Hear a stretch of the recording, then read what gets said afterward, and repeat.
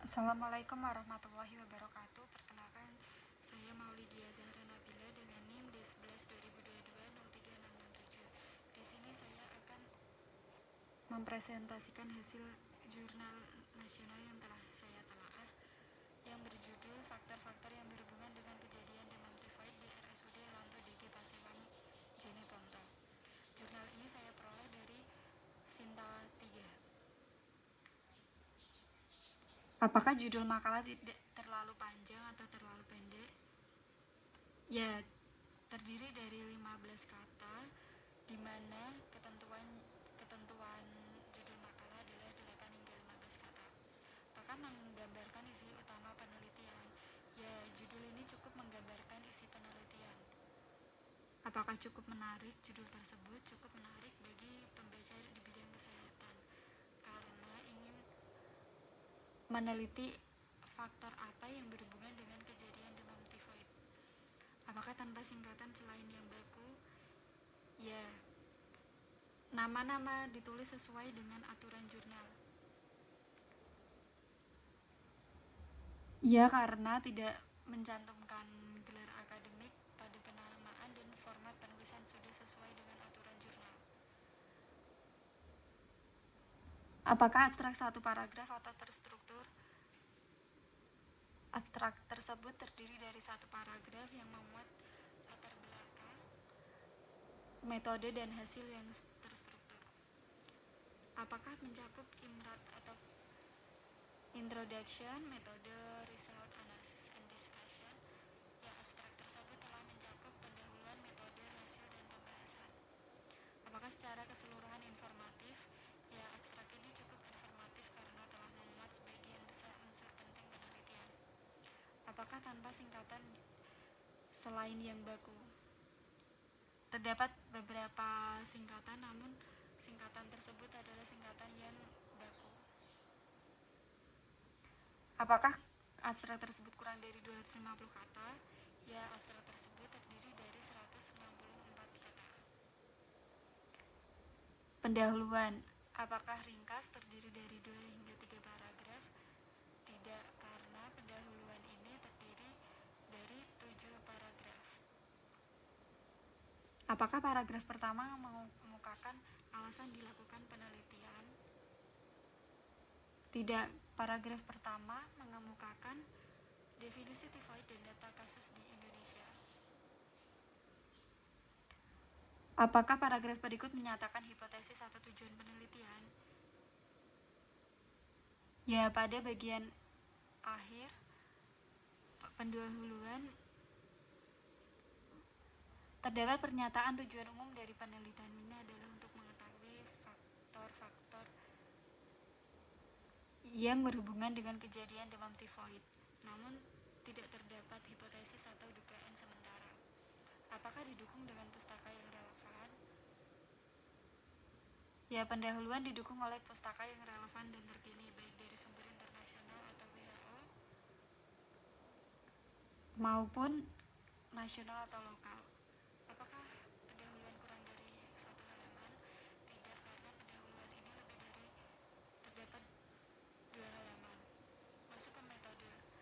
Apakah disebutkan desain, tempat, dan waktu penelitian? Ya, jenis penelitian yang digunakan adalah kuantitatif dengan menggunakan desain korelasi deskriptif dan pendekatan cross-seksional. Penelitian ini dilaksanakan di RSUD Lanto DG Pasewang yang dimulai pada 15 Juli 2019 hingga 21 Juli 2019. Apakah populasi sumber disebut atau populasi terjangkau?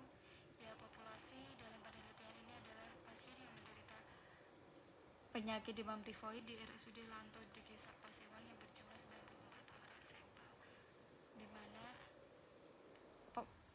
94 populasi dan sampelnya adalah 30 orang. Dijelaskan kriteria inklusi dan eksklusi. Tidak dijelaskan apakah ada batasan usia, jenis kelamin, lama rawat, atau kriteria lain yang harus dipenuhi atau inklusi maupun kriteria untuk menyingkirkan subjek tertentu atau eksklusi. Disebutkan cara pemilihan subjek atau teknik sampling. Tidak dijelaskan teknik sampling yang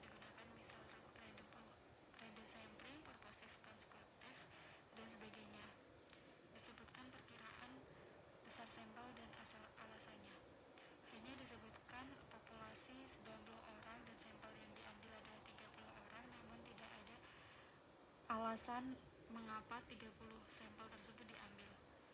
Besar sampel dihitung dengan rumus yang sesuai. Tidak ditemukan penjelasan atau rumus perhitungan besar sampel. Komponen-komponen besar rumus masuk akal.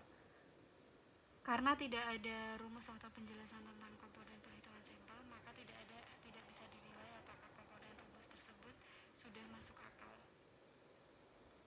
Observasi, pengukuran, serta intervensi dirinci sehingga orang lain dapat memulainya. Deskripsi observasi, pengukuran, dan prosedur penelitian tidak cukup rinci untuk dapat diulang oleh peneliti lain. Ditulis rujukan bila teknik pengukuran tidak rinci. Tidak disertakan rujukan mengenai teknik pengukuran yang tidak rinci. Pengukuran dilakukan secara tersamar. Tidak ada keterangan bahwa pengukuran dilakukan secara tersamar atau blinded.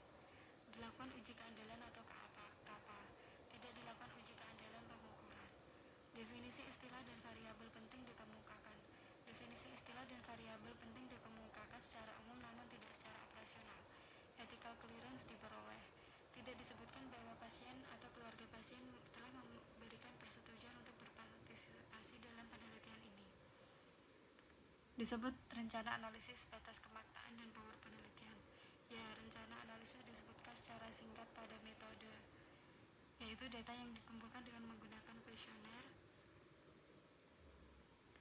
dan dianalisis dengan menggunakan uji statistik, uji chi-square dengan derajat kemaknaan 0,05 dan batas kemaknaan atau Cronbach alpha 0,05. Apakah disebut program komputernya? Tidak disebutkan program komputer atau software untuk menganalisis data tersebut. Disertakan tabel karakteristik penelitian subjek penelitian pada hasil. Ya, tabel karakteristik penelitian ada namun hanya terkait variabel utama dan tidak disebutkan terkait demografi. Karakteristik subjek sebelum intervensi dideskripsikan. Karakteristik subjek sebelum intervensi tidak relevan untuk studi ini. Tidak dilakukan uji keandalan, uji hipotesis untuk kesetaraan pra-intervensi. Tidak disebutkan jumlah subjek yang diteliti. Ya, jumlah subjek yang diteliti adalah berjumlah 30 responden. Dijelaskan subjek yang drop out. Tidak ada penjelasan tentang subjek yang drop out. Ketepatan numerik dinyatakan dengan benar. Ya, angka-angka pada tabel dan narasi konsisten, misal jumlah subjek, persentase, distribusi, dan distribusi kategori. Penulisan tabel dilakukan dengan tepat.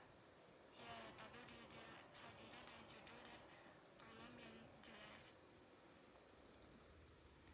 Tabel dan ilustrasi informatif dan memang diperlukan.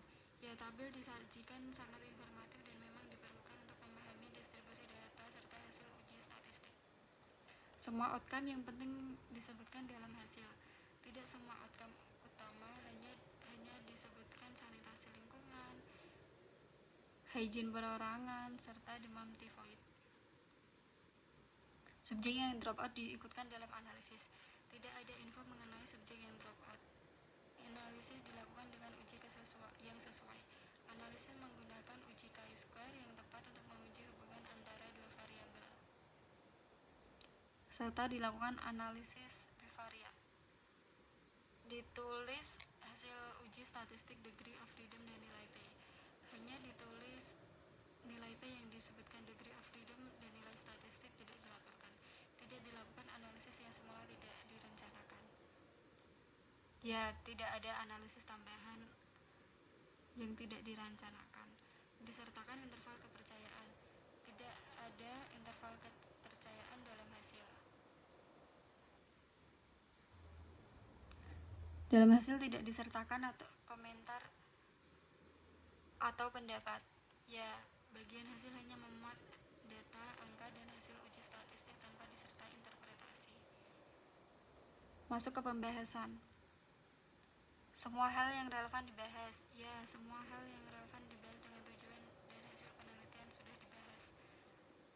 Pembahasan apakah tidak sering diulang hal yang dikemukakan pada hasil. Pembahasan masih sering mengulang angka-angka dan hasil yang sudah disajikan di bagian hasil.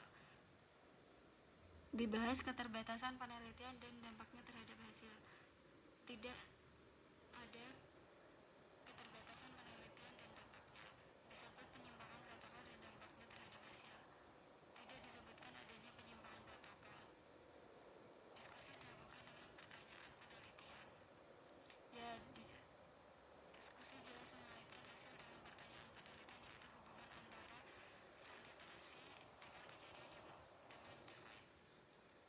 Dibahas hubungan hasil dengan teori atau penelitian terdahulu.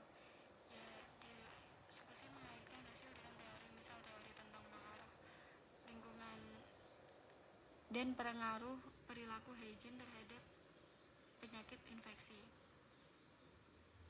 Dibahas hubungan hasil dengan praktik klinis. Tidak ada pembahasan langsung mengenai implikasi hasil untuk praktik klinis. Efek samping dikemukakan dan dibahas.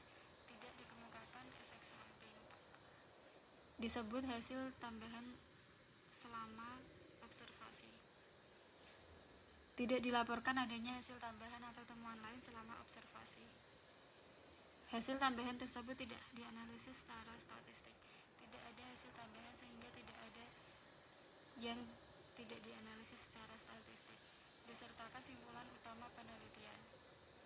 Ya, pada kesimpulan dan saran tertulis berdasarkan hasil penelitian, maka dapat diambil kesimpulan bahwa ada hubungan aktivitas faktor sanitasi dengan lingkungan dan hygiene perorangan di RSUD Lanto DG Pasewang. Simpulan didasarkan pada data penelitian. Simpulan diambil berdasarkan hasil uji statistik atau chi-square yang menunjukkan hubungan signifikansi antara sanitasi lingkungan dan hygiene perorangan. Simpulan tersebut sahih. Simpulan sesuai dengan data yang hasil analisis statistik yang ditampilkan. Disebutkan generasi hasil penelitian. Tidak disebutkan. Disertakan saran penelitian selanjutnya. Pada bagian kesimpulan dan saran disebutkan, untuk peneliti selanjutnya disarankan untuk melakukan penelitian serupa dengan variabel yang berbeda dan sampel yang lebih banyak lagi. Daftar pustaka disusun sesuai aturan jurnal.